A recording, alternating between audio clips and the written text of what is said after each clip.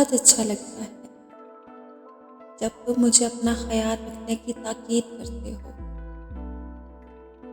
मुझे किसी नन्हे बच्चे की तरह समझाते हो। बहुत अच्छा लगता है जब तुम मुझ पे अपना हक जताते हो और मुझसे कहते हो कि तुम मेरी हो। बहुत अच्छा लगता है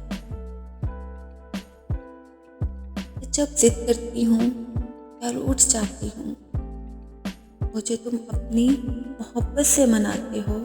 बहुत अच्छा लगता है तुमसे तुम्हारी मोहब्बत का इकरार सुनना, इसे मैं अपना हक समझती हूँ। बहुत अच्छा लगता है मुझे तुमसे मोहब्बत करना, क्योंकि मेरी ज़िंदगी का वाहिद हासिल हो तुम। बहुत अच्छा लगता है। हाँ, मुझे तुमसे मोहब्बत करना बहुत अच्छा लगता है।